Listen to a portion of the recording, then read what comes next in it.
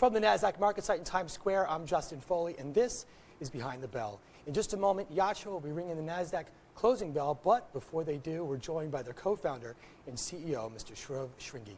Dhruv, thanks so much for joining us today. Thank you, Justin. Pleasure. So, tell me about your journey. How did Yatra get started? Sure. So, Yatra started about 10 years ago. In fact, it's almost 11 years to the day since I moved back to India from London to set up Yatra along with another colleague of mine. We both used to work in the online travel space with a company called eBookers in Europe. And after the acquisition, eBookers got acquired and today is part of the Expedia group. So post that acquisition, we guys decided to move back to India. We thought India was the next market to go after and try and start this out. And it's been a very interesting journey for us over the course of the last 10 years. Well, sure. I mean, like, what were some of the initial challenges and how did you overcome them? I think the India of 10 years ago was quite different from where it is today. When we started Yatra at that point in time, there were hardly about 10 million mobile internet subscribers in India. Today, that number is touching almost 300 million, right? You've got disposable income, which has grown very strongly in India. We had at that point in time under 20 million credit cards. Today, digital payments is pretty much becoming the norm in India. So all of these macro trends were some of the big challenges that we faced. Over a period of time, we've tried to put in place a slightly different kind of business model to address these challenges. We haven't just looked at what the OTA model should be, what the playbook should be in Europe or in the US and try and replicate that in India. We've looked at the ground realities of India and tried to tailor-make our model for that.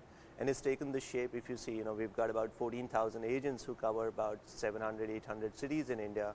And these guys act as resellers for us. So they use us as a technology platform and thereby help us penetrate much deeper into an India where till recently internet connectivity was very poor.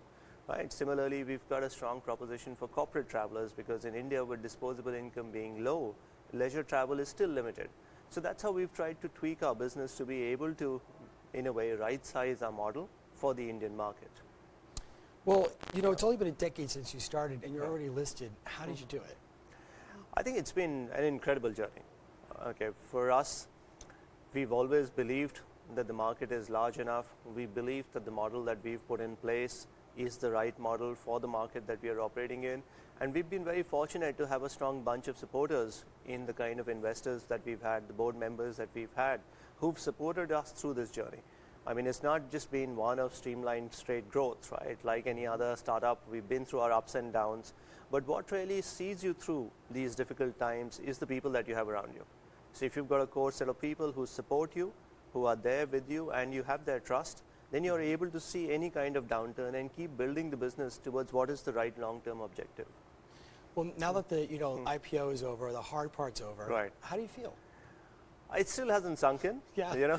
I think maybe after ringing the closing bell, it'll begin to sink in. Okay, that'll be good. Right, so now I'm already thinking of what are the next challenges for us. We need to build out research coverage. We need to make sure that we broaden our investor base. All of those things are now top of mind. So I think that's one of the challenges of running a startup, that you never really get the chance to take your foot off the pedal. There's always something else that you need to now start planning for. Well, of your 10-year journey, what would you say was your most memorable moment? And what was your least memorable moment? I think our most memorable moment was the first day when we went live. My co-founder Manish is also here. I mean, both of us on that first day, the minute the first transaction fell through, right? We tracked it from one end to the other in terms of all the processes that need to go through. And then for that next week or so, for every transaction that would come in, irrespective of what time of the day or night it was happening, there was a shout out happening for that transaction, for that customer. So those were really fun days. I think that's a memory that will be etched in my mind forever. Sure. In terms of difficult times, we went through a phase where there was an airline in India called Kingfisher. They were one of India's largest airlines, and that airline went bankrupt quite suddenly. And the bankruptcy of that airline pushed back our plans quite significantly. Post that, we went through a phase of almost 12, 18 months of really hard grind to build the business out again. And we had to look at the model, look at finding new revenue opportunities for us, and literally start from scratch. So I think those 12, 18 months were a really difficult period for us. But I think we've come out significantly stronger out of that. Do you think challenges like that are important for a business to go through so they learn how to be stronger in tough times? Absolutely.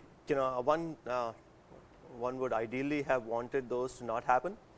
But in hindsight, I think they prepare you much better for any future adversities. See, the very nature of business is such that there will be ups and downs, right? Very few businesses have a dream run. Most of us have to really build the business brick by brick, really struggle through it, find find opportunities in tough situations, and find your way around it. So I think that really prepared us. We think we are mentally much stronger today. We think as an organization we are much more cohesive today, right? On account of what we went through in those difficult years. Well, what are your expectations for 2017 going into the future? I think 2017 should be a fantastic year for us. We're just looking at the macro trends coming out of India. India's on the economic front had a very strong year in 2016. Aviation sector in India is really booming. You've got about 100 million people traveling by air, and that number is growing at 20%. So we've got strong macro tailwinds. Likewise, on the back of mobile internet penetration in India, we are adding almost 100 million new subscribers every year. So I think there is a strong macro tailwind, and Yatra is very well positioned today as an organization to capitalize on those. So we are really looking forward to 2017 as a public company. It's going to be an exciting year for us. It sounds like it. Yeah. The brand ethos here at Nasdaq is that of ambition. What advice would you give to a young, ambitious watcher today who might want to be as successful as you are? Sure. I think to anyone who wants to start up, one of the things they need to have is tremendous amount of self-belief. There will be numerous occasions when you as an entrepreneur will have self-doubt, right? There will be tough situations, there will be challenges that you will face, but you need to have the self-belief that whatever challenges come your way, you will be able to find a solution. Either you do it yourself or you're able to put a team together that helps you solve that, but you need to have that self-belief that whatever problems will come, and believe you me, there'll be tremendous amount of problems and challenges that will come, but you need to have the self-belief that you'll find the solution to them. And you need to just stay the course. I think more often than not, I've seen young entrepreneurs give up when the going gets tough. But as the old saying goes, when the going gets tough, the tough get going. Right? Absolutely. You need to really be like that to run a startup. Well, it's great advice, and thank you so much for joining us. And Pleasure. thank you for tuning in and watching, and stay tuned, stay on the channel, because in just a moment, you're going to watch Dhruv and the rest of the Yatra team ring the closing bell.